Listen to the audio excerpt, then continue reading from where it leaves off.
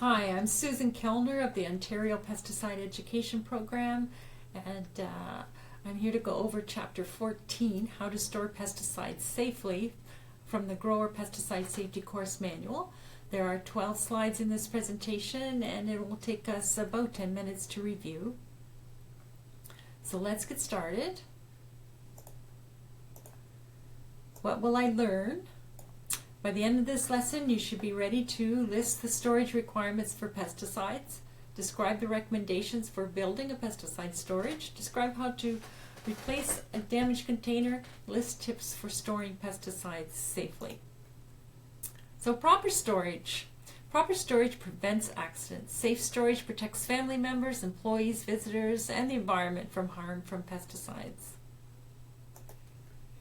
The Ontario Pesticides Act and Regulation 6309 has some requirements for safe storage. It is illegal to store pesticides under unsafe conditions, and for all pesticides, store pesticides away from food, drink, pet food, or livestock feed. Transport pesticides in a locked compartment of the vehicle where the public cannot touch them. So this chart is in your manual, the Ontario Pesticide Safety Act and Regulation 6309 pesticide storage requirements, divided up into Class B requirements, Class C requirements, and Class D requirements. For the Class D products that are greater than 1 kilogram or 1 liter, that would need diluting and are controlled for sale use by the cosmetic ban or products other than paints, sealers, or wood preservatives. So, no contact with food and drink, not impairing health or safety, store them in a clean and orderly manner, put a warning sign posted on the storage doors. Emergency numbers should be posted next to the common phone or in everyone's cell phone. You want some ventilation to the outside. Limited access, meaning we should have it locked. No floor drain. Safety equipment available outside and nearby in case we need to put it on to respond to a spill or something that happens inside the storage building. And it will be an area used primarily for pesticides, for Class B, Class C, for the fumigants. It's a requirement for those. Okay, just review that chart in your manual.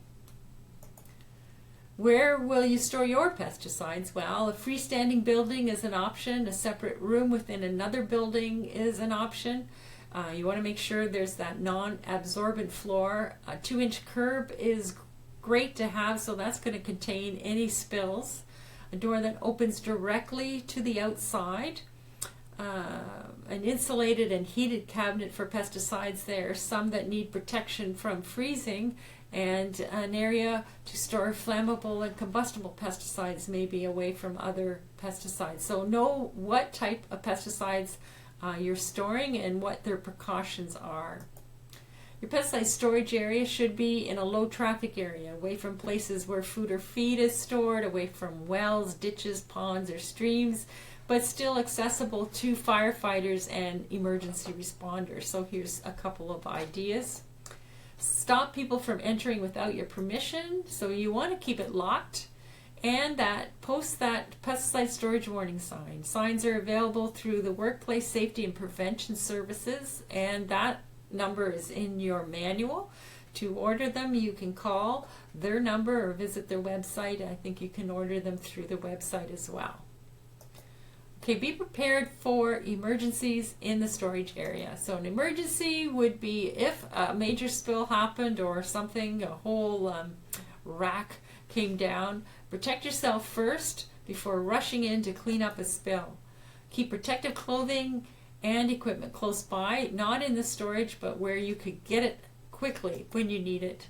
Keep the number for the Spills Action Center by the phone or in your cell phone directory. And when we talk about spills in the spills chapter, I'll let you know about the Spills Action Center. And keep an absorbent like kitty litter or vermiculite for spill cleanup.